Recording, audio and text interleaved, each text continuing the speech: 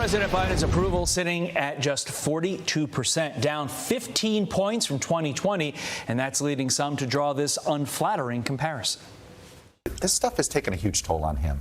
You know, Biden, right before the 2020 election, he was right side up, which in our polarized politics is quite astonishing. His numbers now look more like Hillary Clinton 16 than Biden 20. That doesn't look good for him. I mean, to the point about focusing on the economy, yes, the economy is important. The two biggest issues is democracy, and an offshoot of that is the abortion issue. Right. That is something that should be front and center of a message. But he seems to be campaigning in a bygone era. Fox News contributor and columnist for The Messenger, Joe Concha, joins us now. Joe, good morning to you.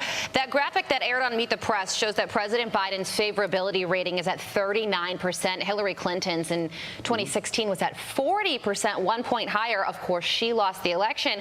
And Chuck Todd said all this stuff, meaning the investigations into Hunter Biden, is having a huge impact, taking a huge toll on President Biden.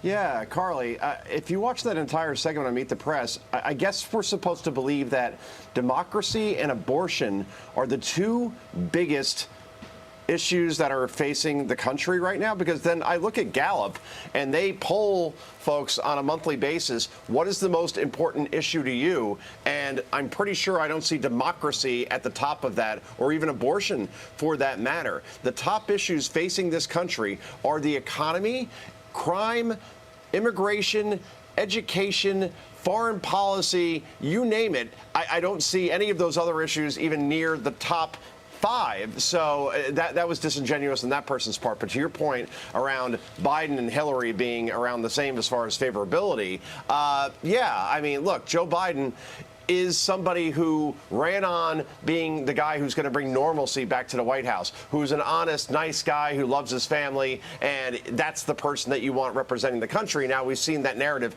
completely fall apart in terms of not just the Hunter Biden stuff, because it's not about Hunter Biden. It's about if Joe Biden is compromised by China, Russia, Ukraine, Kazakhstan. I could go through a litany of countries right now where this is something that is a problem for him, not because his son screwed up, because he helped his son in terms of influence peddling in all those countries. Yeah. And plus, his performance on the economy and crime and the border is completely underwater. So Joe Biden has a record, Carly and Todd, that he has to run on at this point. He can't run for president by pleading the fifth in a basement. And that's something that he's going to have to defend, and not just make the whole election about Donald Trump and how bad he is as far as his legal troubles, because this is a president on a personal level, has many problems of his own in terms of does the country trust him at this point? Yeah. So if he takes that advice that woman gave about democracy and abortion being the #1 issue in the country, as opposed to the economy, where does that leave him? That doesn't leave him with very much, right? Because with the issues that matter, most important, when people go to shop at a grocery store, when they go to fill their gas tanks, when they don't feel safe in their communities, when they don't think that their child is getting the education that they deserve, that we're concentrating far too much on race and far too much on gender and sexual orientation instead of reading and writing and science and all the things that make our children competitive when they're older. I'm sorry. If it comes down to issues, then this president probably loses based on what we've seen from the past in terms of history, in terms of being the second coming of Jimmy Carter. If it comes down to, well, Donald Trump's legal troubles, and those are going to be front and center all the way up to the 2024 election, and Joe Biden doesn't have any legal troubles of his own because the DOJ is covering for him, then I don't know. It's a 50-50 I think that Boston Globe writer wants them to focus on abortion just because they think that's a winner. But got to leave that topic there. Got to get your thoughts on this just so I can say this line. We will woke you. That's the headline in the Daily Mail as Queen's classic song, Fat Bottom Girls, mysteriously goes missing from the group's new greatest hits collection. Joe, your reaction?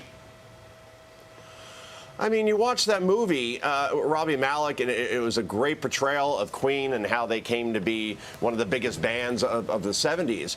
And they were politically incorrect at the time. You remember their producers wanted them to play it safe as far as what songs they released, and Bohemian Rhapsody, how could you possibly even do a song like that? It's completely off the grid. They took chances, Queen did. And now to see this, and Robbie Malek obviously is not a late Robbie Malek, I don't think he would stand for this. I'm pretty sure he wouldn't if I believed that the portrayal that I saw in that movie.